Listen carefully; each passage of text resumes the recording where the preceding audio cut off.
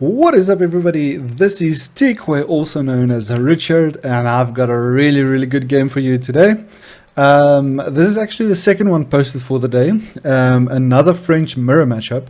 So we're going to jump straight into this, not to waste any time, but really enjoying this. One thing quickly to show you while we're loading in here, you can see on this border there's like three little dots, and this border here at the bottom, he has the one extra star and I don't. So once you reach 5 stars, that's level 50, and once you reach 6 stars, basically you get the second border, and that's how you can see basically what the level is. So here we're jumping into a French versus French, so a mirror build, a mirror game against each other. I was quite nervous about this because I knew the guy was a high level. I am still practicing the French. I'm an intermediate player, so you know, I didn't know what to expect. I don't know if my strategy that we've been practicing will work. So as you can see here, immediately a double scout start. I was nervous. I'm just even sending them in the same direction. But the goal is to get a sheep lead, like always. 6 villagers on sheep. First villager build the house. Second villager build the gold mine. Perfect start for the French. Then as soon as the second villager comes out, he's going to go straight to gold. You'll have a little micro moment where you can have the one start to farm gold while the other one is building, so you don't lose any downtime. Also, when you reach population cap like that, and this villager will still keep training until it's full, you can hear all of that sheep I'm picking up. There's 4 right there. There's another 3 right here, so already a really nice sheep lead. He has the first, 2 sheep right there. We sneaky with the steal right here, trying to get a nice little lead. This is going to help us a lot just to keep that food rolling in, especially in the early game, especially if you want to rush. You want to have the double scout just to make sure you get that sheep. That sheep is so important in the beginning. So what we're trying to do here is make sure you get the scout past the town center, and then you see the little icon on the mouse, you right click on the town center with the scout. The sheep will stay there or bind to the town center, but I didn't do that. So you can see now they're following me. So I didn't focus on that, and that's quite dangerous. But if you bring the first 2, usually when you start, there's 2 sheep right close to the base, right? Those first 2 sheep, you can see here behind his base, I'm just being sneaky, trying to get as much resources as possible. These sheep are very valuable in the start, and I also want to see what he's doing because I know he's a high level and he's a French player, so careful of getting too close here. If these villagers had to garrison, this scout was dead. I was way too close there and I would have lost all these sheep. But he's also scouting out, checking me out. He got a few sheep on my side. I didn't explore this side of the map for quite a bit, but you see we're running low. Now I have this villager just standing there waiting for a spot because the carcass can basically hold 3, 6, 7, 8 villagers on one carcass. That's the maximum. So I am microing them, so I'm lucky, got the 400 food just in time. 3 villagers on gold. Now we're busy building our landmark. If we go out to his side, we can also see he's doing the exact same. He's doing it with 3 villagers. I tried getting one of the sheep, but the scout just, if he was trying to battle that, I would have killed one sheep just to deny any of these resources. But I want to get a lead. I was nervous of what he was gonna do, so we will get the landmark, the School of Cavalry, up before him. On his side, you can also see he's also going for the School of Cavalry, so it's an exact mirror matchup. He actually has a very heavy supply of gold right now. Standard 2 villagers on wood.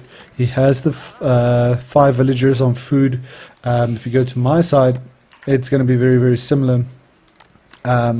We have 4, 5, 6 villagers on food, 4 on the landmark, 2 on the wood line, and 3 on the gold. So he has a little bit more on gold, less on food.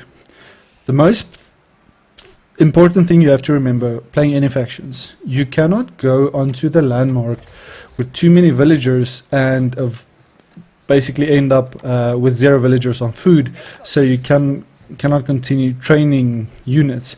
You'll see immediately when the School of Cavalry is finished, I immediately have the capability of training a Royal Knight, but I trained a villager, so now I have to train the chivalry because that's all that was available.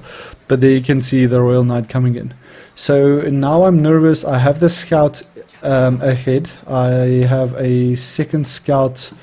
I think it's back in my base. Yes, he finally dropped off those sheep that I was carrying along the whole time. So we have 6 sheep. If we jump to the enemy, he only has 2 sheep. So a significant sheep lead, he's going to have to go to berries, or as you can see here, he already went to the hunt.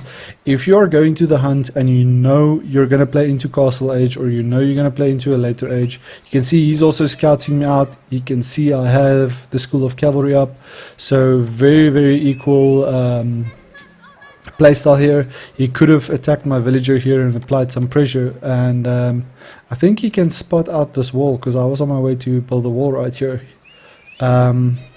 Usually it shows on the map in the shadows like a little line when you start building a wall.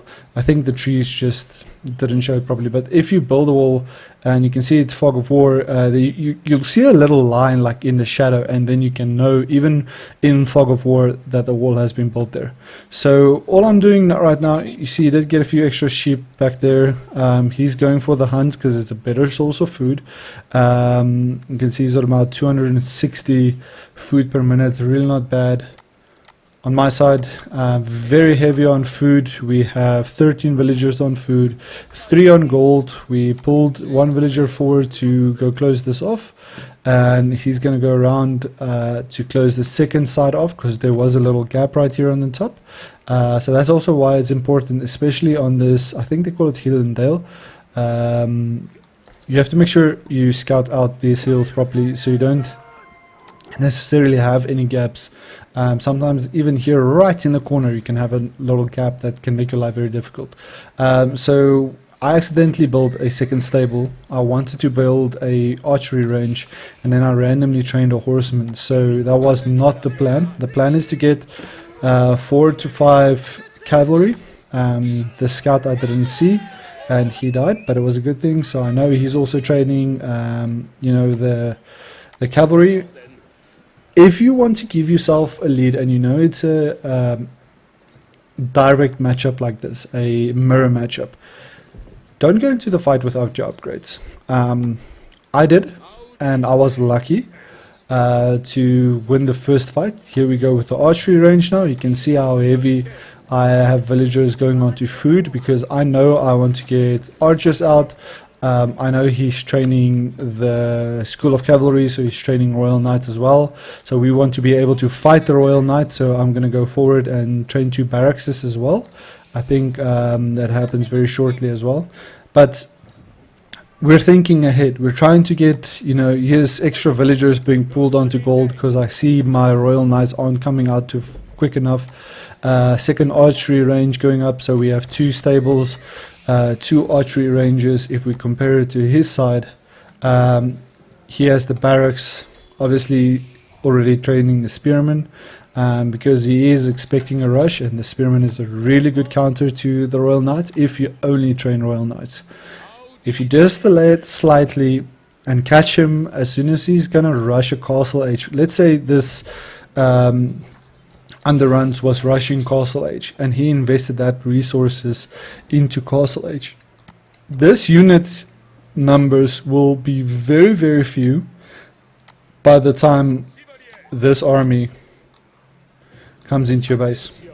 That's going to be very scary. It's already you know, 5 Royal Knights.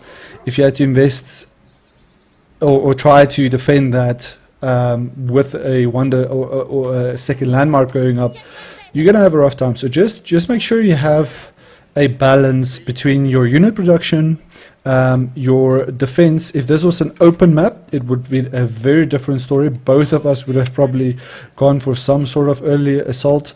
I definitely would have, you know, put outpost right here, and no less than 5 villagers, and try and keep those villagers as close to the outpost as possible. You know, this if this was an open area, I would wall the back off so they cannot be rushed directly. So if any knights came towards this, you know, the villager has enough time to actually get to the town center. And if this was more than 20, then you want to at least have a tower as well, so you know all of your villagers can immediately garrison when you get raided by the French. So here you can see we have the double barracks going up. Let's just check his side again, just for comparison. He has the blacksmith. You see he has the automatic upgrade. So with the French, your decarbonization, the second upgrade, you get automatically when you go up in every single age. And that's the melee attack. It automatically upgrades the melee attack. So that would be spearmen, any cavalry. I didn't actually see his scouts was stuck here. He went for what's the upgrade called? Let me just check quickly, so we can make sure. They call it professional scouts. So he was trying, because of the sheep problem, he actually went for professional scouts. But the problem is it's walled off, so he cannot get through. And if he reveals himself, very lucky that we cannot get through here. That's actually surprising that we cannot get through here. I've seen players get through much less. So I am very lucky that this was not open, because my military forces is literally right here and I can't even see that. So scout out the map, guys. Don't leave any hidden spots. Keep your scouts moving. This one is a good thing standing here. I did lose my second scout when I was too close to the side, but you know, we have some form of very big army coming up here.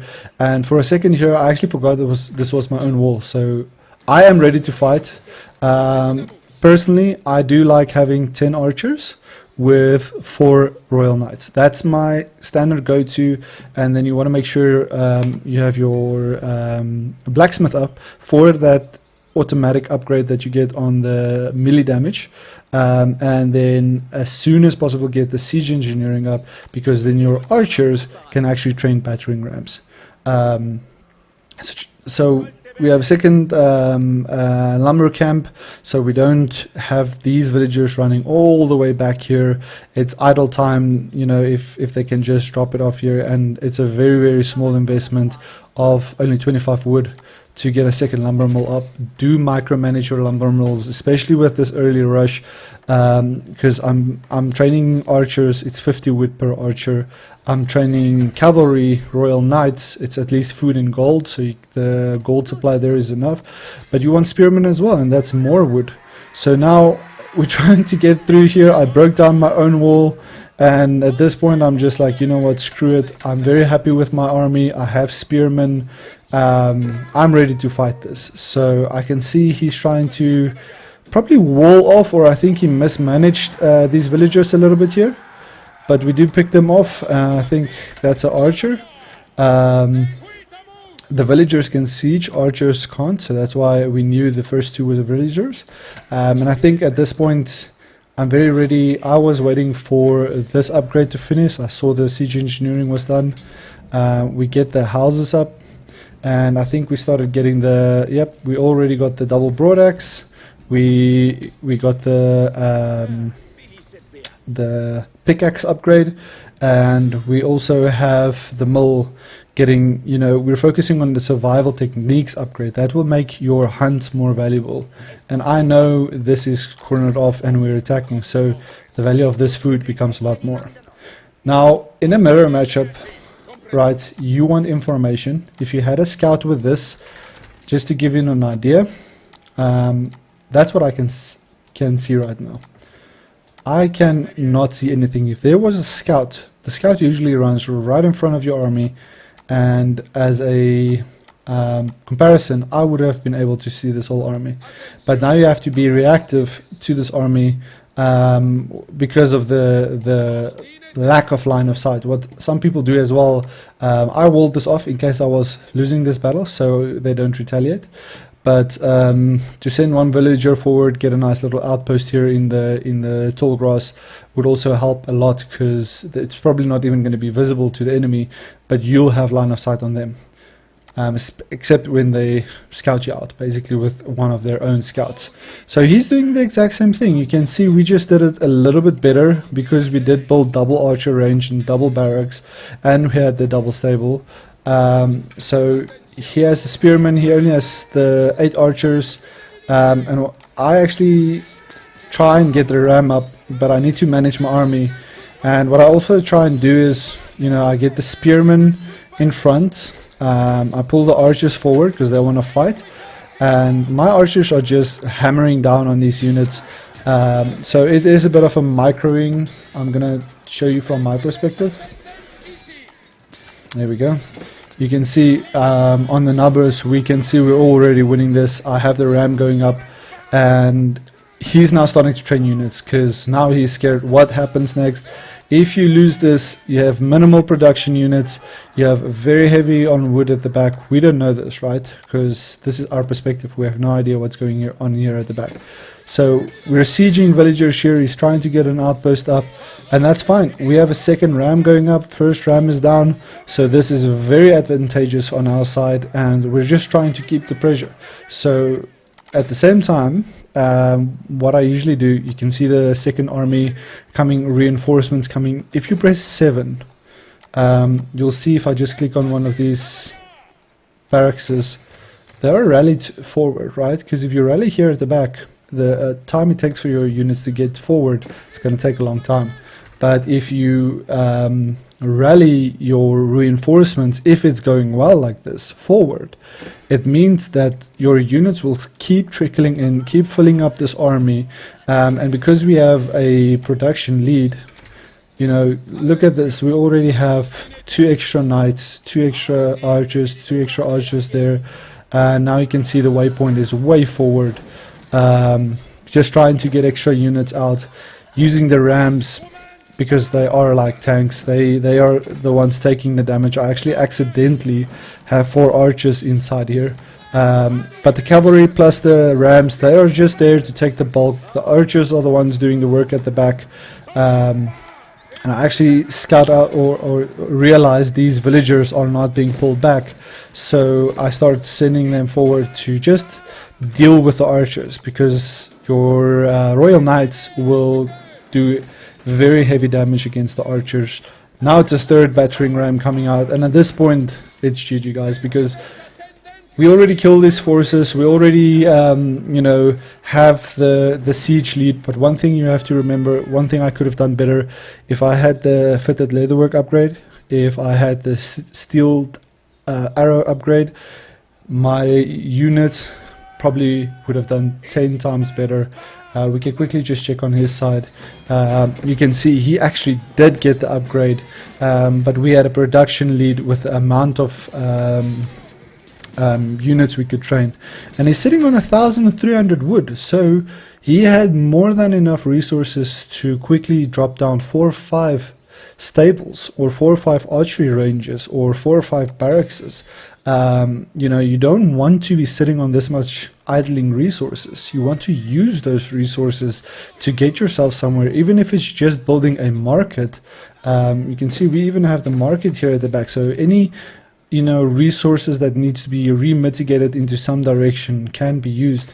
And now we're just picking off villagers and getting another ram up, you know, trying to starve him of the food, trying to starve him of the production of units, so we can actually get this town center and school of cavalry down, because we're going for a landmark win. There we call GG. Very, very nice mirror game of French versus French. I hope that was educational for you guys to actually see how valuable it is to get to that feudal age. Keep at least about 11 villagers on your food. 11 to 12 villagers on food. 5 on gold would be enough, and very heavy on wood, because you want the archers, at least 10 with those 4 royal knights. and you want some spearmen if you know you're going against a French mirror matchup. But thank you very much for watching, guys. I hope that was good. Please do like and subscribe if you enjoyed the content. We're going to be making a lot more French content as we are preparing for the rank season starting. I think it's on the 22nd or the 25th of January. It's going to be 12 weeks long. But hopefully this video was very nice to help you and teach you how to play the French properly. I do have some other videos that can also show you the build order, and they all are also in the playlist, so just check that out and do leave a like and subscribe. Thank you very much, and